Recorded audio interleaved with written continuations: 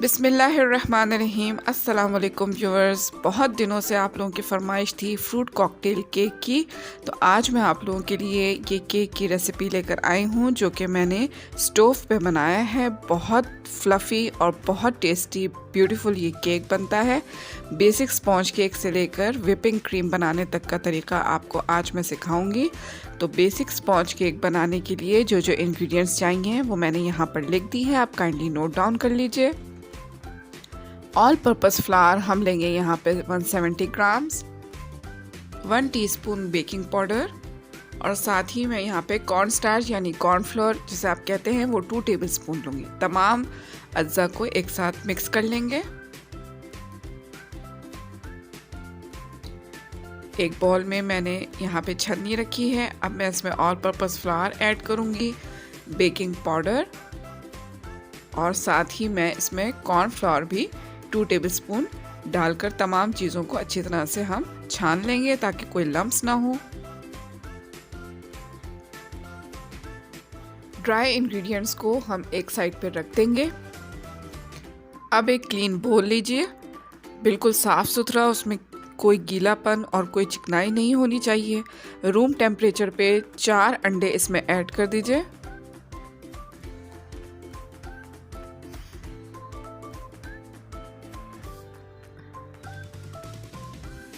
Four eggs हम यहाँ पे बोल में ऐड कर देंगे और इनको हाई स्पीड पे हम 8 to 10 मिनट्स तक के लिए बीट करेंगे। काइंडली इस बात का ध्यान रखिएगा कि एग्स जो हैं वो रूम टेम्परेचर पे होने चाहिए। जब भी हम बेकिंग करते हैं तो कभी भी फ्रिज से निकले हुए एग्स या मिल्क इस्तेमाल नहीं करते हैं। पहले इन चीज़ों को रूम टेम्परेचर पे लेकर आते हैं और फिर बेकिंग स्टार्ट करते हैं, वरना केक जो है वो हमारा नीचे बैठ जाता है और रिज़ल्ट्स बहुत ही ख़राब आते हैं। तो कोशिश किया कीजिए जब भी बेकिंग करें बटर और एग्स और मिल्क की तमाम चीज़ें जो हैं वो रूम टेम्परेचर पर होनी चाहिए। तो यहाँ पे मैं 9 से 10 मिनट के लिए एग्स को बीट करूँगी हाई स्पीड पे। देखिए तकरीबन 5 मिनट्स गुज़र चुके हैं। अब इन एग्स का आप टेक्सचर देखिए, थिक एंड फ्लफ़ी होने लगा है। नॉन स्टॉप इसको हम 8 to 10 मिनट्स के लिए बीट कर देंगे। यहाँ पर मैं आपको 5 मिनट्स के बाद इसकी कंसिस्टेंसी दिखाना चाहती हूँ। इस तरह से ये ड्रिपिंग करेगा 5 मिनट्स के बाद। टोटल हमने इसको 9 मिनट के लिए बीट किया था। 4 मोर मिनट्स के लिए मैं इसको बीट करूँगी और साथ ही साथ वनीला एसेंस और पाउडर शुगर भी इसमें ऐड करते जाएंगे। साथ ही साथ मैं यहाँ पे 1 टीस्पून वनीला एसेंस भी शामिल कर दूंगी।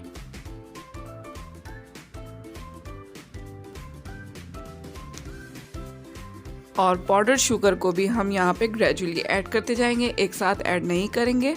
उसको आप 2 से 3 पार्ट्स में ऐड करिए। यहाँ पे मैंने थोड़ी सी पाउडर शुगर और वनीला एसेंस शामिल कर दिया है। अब मैं बीट करूँगी दोबारा इसको। टोटल ये बैटर 9 से 10 मिनट के लिए बीट करेंगे। मीनवाइल इसमें वनीला एसेंस और पाउडर शुगर ऐड करते जाएंगे। शुगर एक साथ ऐड नहीं करेंगे, ग्रेजुअली ऐड करेंगे। देखिए इसकी कंसिस्टेंसी शुगर डालने के बाद रनी हो गई है। कोई परेशानी की बात नहीं है, यही इसका टेक्सचर होता है। अब हम दोबारा पाउडर शुगर ऐड करेंगे। इस तरह हम पाउडर शुगर को ऐड करते जाएंगे और साथ ही साथ बीट भी करते जाएंगे।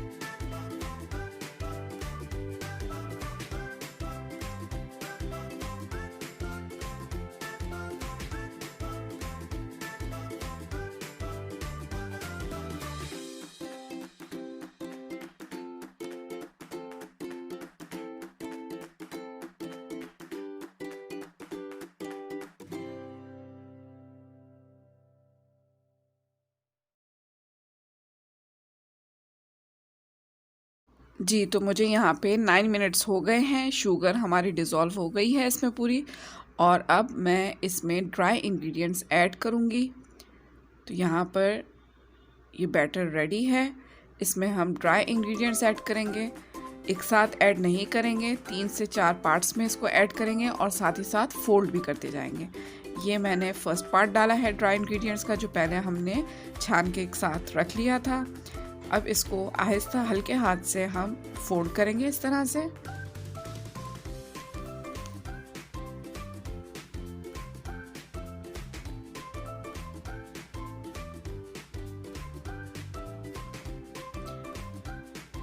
ये रिमेनिंग ड्राई इंग्रेडिएंट्स थोड़ा सा मैं और ऐड करूँगी और फोल्ड कर दूँगी।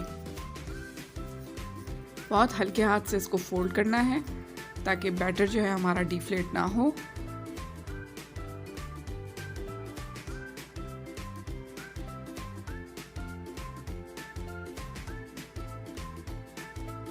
और ये बचा हुआ ड्राई इंग्रेडिएंट्स हम तमाम इसमें ऐड कर देंगे और फिर बैटर को अच्छी तरह से फोल्ड करेंगे। ओवर मिक्स हमने नहीं करना है, याद रखिएगा। और बहुत हल्के हाथ से इसको हम फोल्ड करते जाएंगे।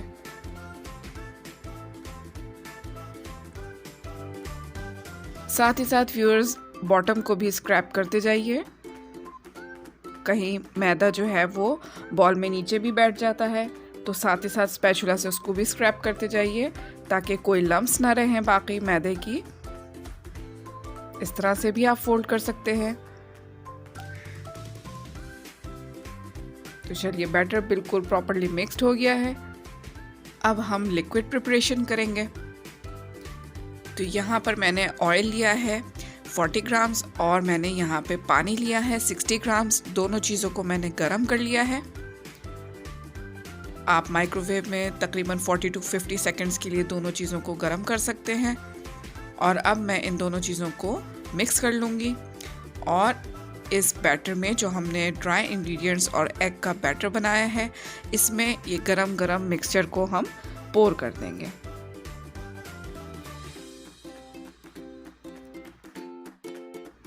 तो यहाँ पे पानी और ऑयल के हॉट मिक्सचर को हमने बैटर में ऐड कर दिया है। अब हम दोबारा इसको बहुत जेंटली फोल्ड करेंगे, बहुत आहिस्ता से, बहुत हल्के हाथ से हम इसको फोल्ड करते जाएंगे और तकरीबन 30 से 40 सेकंड के बाद पानी और बैटर बिल्कुल मिक्स हो जाएगा। आप चाहें तो इस तरह भी फोल्ड कर सकते हैं।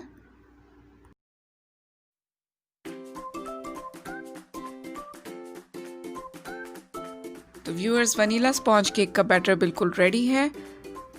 तो इसको हम चूल्हे पे रेडी करेंगे।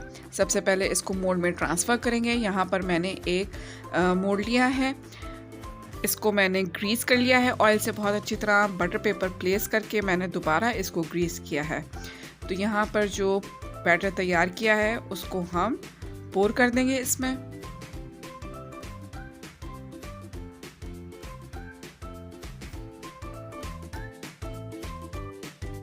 Viewers, vanilla sponge cake bake होने के लिए बिल्कुल रेडी है। यहाँ पर चूल्हे पर मैंने एक पतीली रखी है, उसमें मैंने नमक बिछा दिया है और एक वायर रैक भी इसके ऊपर रख दिया है। तकरीबन 15 मिनट पहले मैंने इसको मीडियम फ्लेम पे पतीली को रख दिया था। अब हम केक के मोल्ड को इसमें रखेंगे और इसको हम ढकना लगा देंगे और 25 से 30 मिनट के लिए मीडियम फ्लेम पर हम इसको बेक करेंगे। मैं आप लोगों को फ्लेम भी दिखा देती हूँ, मैंने किस फ्लेम पे इस केक को बेक किया है। तो व्यूअर्स देखिए, ये मीडियम फ्लेम मैंने रखी हुई है। 25 से 30 मिनट के अंदर अंदर के केक बहुत ज़बरदस्त तैयार होके हम निकाल लेंगे। तो देखिए, यहाँ पे 25 मिनट्स में ये केक बिल्कुल रेडी हो गया है। आप चाहें तो टूथपिक डालकर इसको हम चेक कर सकते हैं कि कोई वेट इंग्रेडिएंट्स तो नहीं स्टिक होकर आ रहे हैं इस पे। बिल्कुल क्लीन है, इसका मतलब है ये केक रेडी हो गया है। हम इसको पतीली में से निकाल लेंगे और यहाँ पे मैंने इसको रूम टेम्परेचर पे 15 मिनट्स के लिए ठंडा होने के लिए मोल्ड में ही रहने दिया है। तकरीबन 15 से 20 मिनट हो चुके हैं और अब मैं इसकी साइड्स को स्क्रैप करूंगी ताकि ये आसानी से बाहर निकल आए।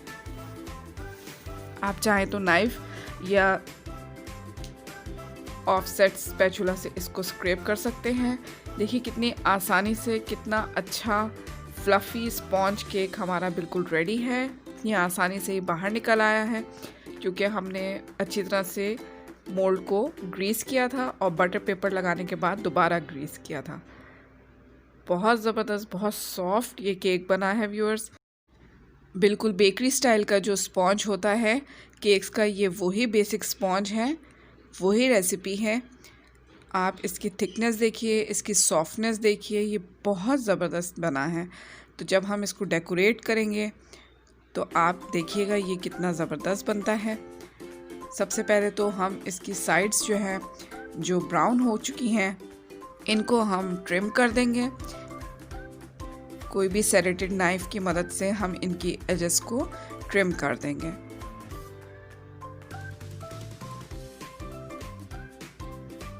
ये इतना सॉफ्ट बना है कि बहुत ध्यान से इसको ट्रिम कीजिएगा, बहुत हल्के हाथ से इसको ट्रिम कीजिएगा। अक्सर लोग साइड्स को ट्रिम नहीं करते हैं, लेकिन मैं प्रेफर करती हूँ कि इसकी साइड्स को ट्रिम कर दिया जाए ताकि हमें और भी बेटर और सॉफ्ट रिजल्ट्स मिलें इसके।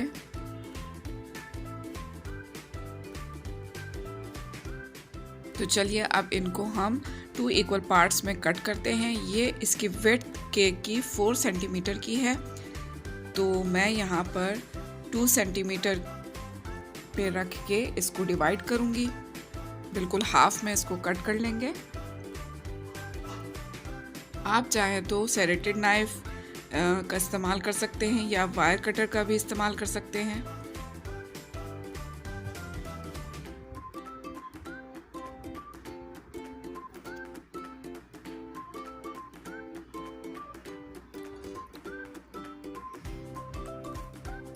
तो यहाँ पर हमने इसको, देखिए कितना एरी और बहुत बहुत फ्लफ़ी ये केक बनता है। इस रेसिपी को जो मैंने इंग्रेडिएंट्स आपको बताए हैं, जो तरीका बताया है, आप उसी तरीके से फॉलो करिए व्यूअर्स, तो आपको बेहतरीन रिज़ल्ट्स मिलेंगे। ये इतना सॉफ्ट है, बहुत ज़्यादा इसके अच्छे रिज़ल्ट्स मिलते हैं। ये देखिए कितना सॉफ्ट ये केक है, इतना एरी, इतना स्पॉन्जी ये केक बनता है। ये इस रेसिपी को आप लोग ज़रूर ट्राई कीजिएगा। ये बिल्कुल परफेक्ट बेसिक स्पॉन्ज केक की रेसिपी है। तो चलिए अब हम इसको सोक करते हैं फ्रूट कॉकटेल सिरप से। चूँकि मैं फ्रूट कॉकटेल केक बना रही हूँ, इसलिए मैंने टिन से कॉकटेल अलग कर लिया है और सिरप बिल्कुल अलग कर लिया है। फ्रूट कॉकटेल मैं यहाँ पे 400 ग्राम्स यूज़ कर रही हूँ और कॉकटेल सिरप मैं यहाँ पे 2 कप्स इस्तेमाल कर रही हूँ। तो दोनों स्पॉन्जेस को हम अच्छी तरह से कॉकटेल सिरप में सोक कर लेंगे।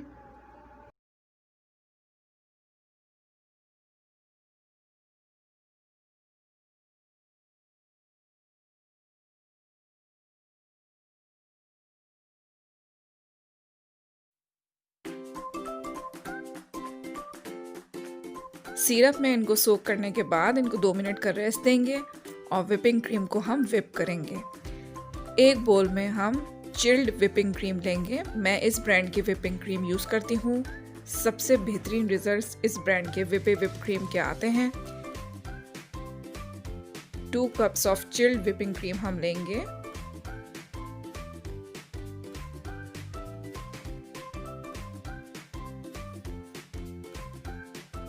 हमेशा याद रखिए कि विपिंग क्रीम को विप करने के लिए क्रीम हमेशा चिल्ड होनी चाहिए।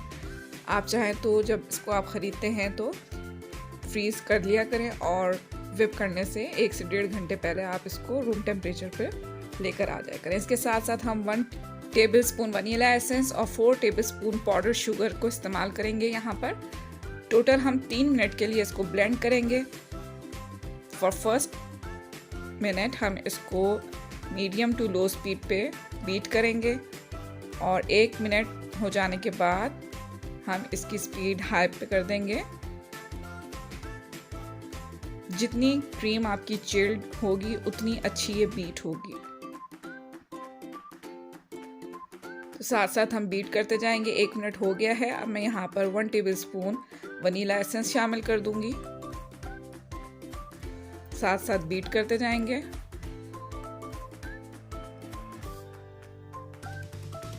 थोड़ी थोड़ी करके 4 टेबलस्पून पाउडर शुगर हमने ली है। यहाँ पर हम इसको ग्रेजुअली ऐड करते जाएंगे और क्रीम को बीट करते जाएंगे। यहाँ पे मैंने बाकी आधी बची हुई पाउडर शुगर शामिल कर दी है।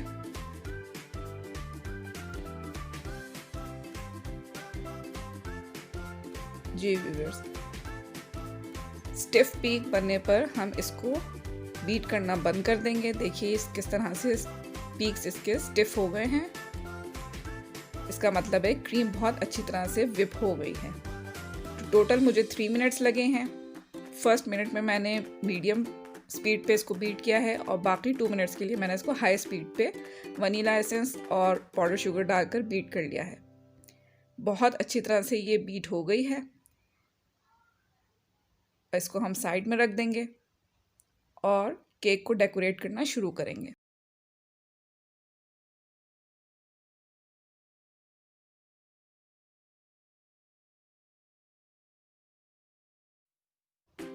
स्टैंड पे सबसे पहले हम केक बोर्ड रखेंगे। उसके बाद हम एक स्पॉन्ज को बोर्ड पे प्लेस कर देंगे। बहुत ध्यान से उठाइएगा इसको, क्योंकि इसमें कॉकटेल सिरप सोक हुआ है, इसलिए ये बहुत ज़्यादा सॉफ्ट हो जाएगा।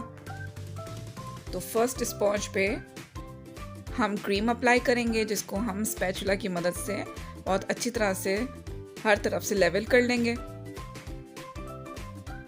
आप चाहें तो ये आपकी मर्ज़ी पे डिपेंड करता है कि आपको ज़्यादा क्रीम अंदर स्टफ़ करनी है या कम क्रीम स्टफ़ करनी है। यहाँ पर मैंने जो कॉकटेल के चंक्स टिन में होते हैं वो लिए हैं 400 ग्राम्स, और यहाँ पर मैं क्रीम पर इनको बिछा दूंगी।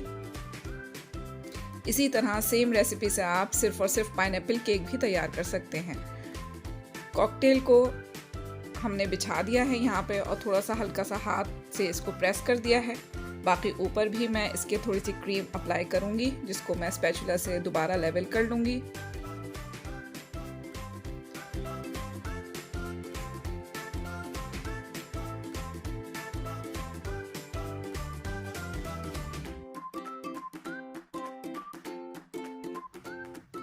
अब हम यहाँ पर स्पॉन्ज का सेकंड पार्ट इस तरह से प्लेस कर देंगे।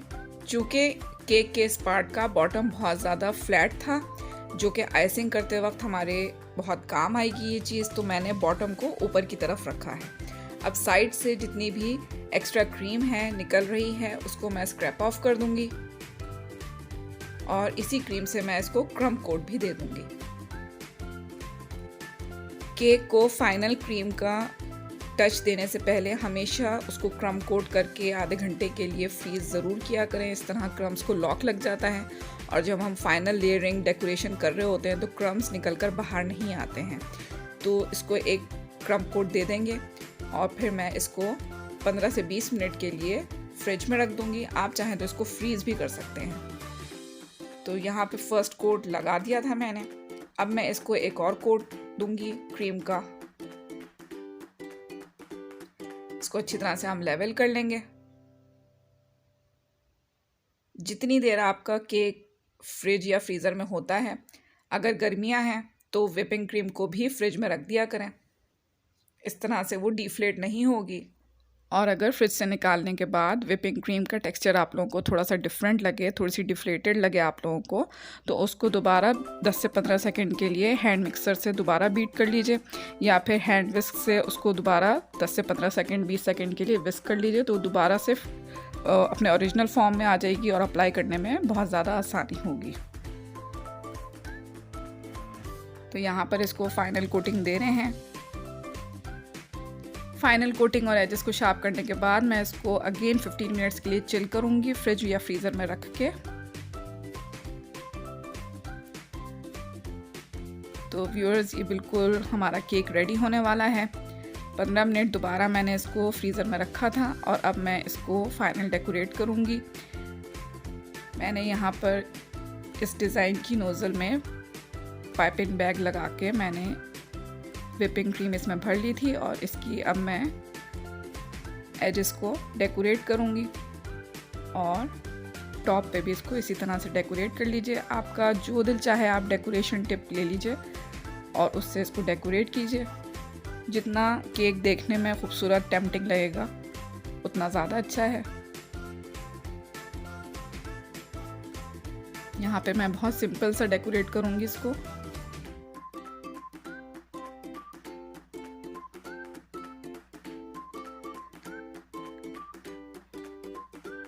अगर आपका स्पॉन्ज अंदर से बहुत ज़्यादा सॉफ्ट और फ्लफ़ी बना है तो केक यकीनन बहुत अच्छे रिजल्ट्स देगा। तो डेकोरेट करने के बाद टॉपिंग के लिए ग्लेज़ तैयार करते हैं।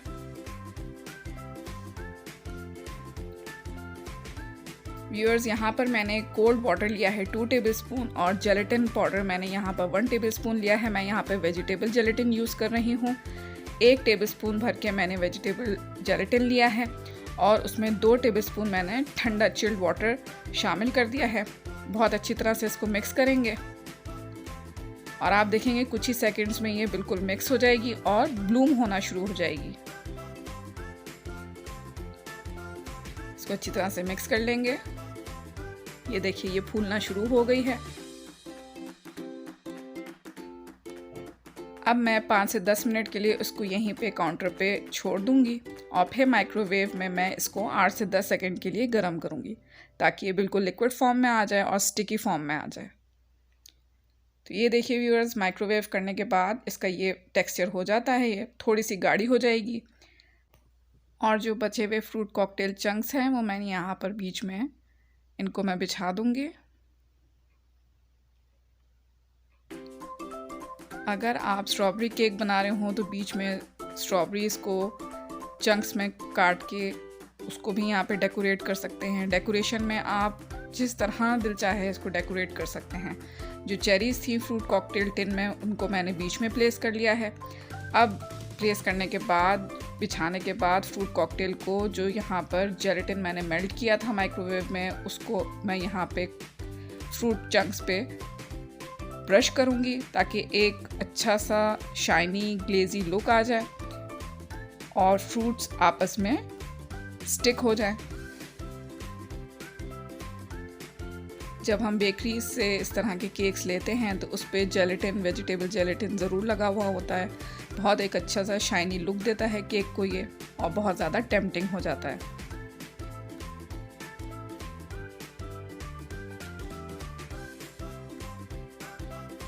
कुछ ही सेकंड्स में ये सूख जाएगी और फ्रूट कॉकटेल केक हमारा बिल्कुल रेडी है।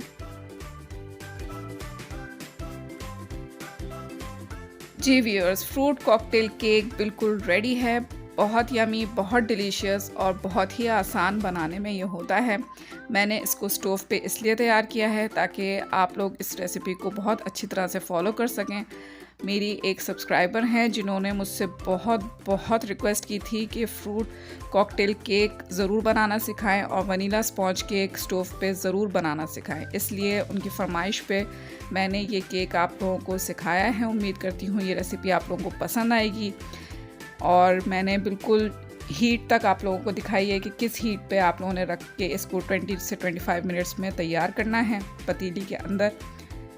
बहुत फ्लफ़ी, बहुत एरी, बहुत ज़बरदस्त इसका टेक्सचर है।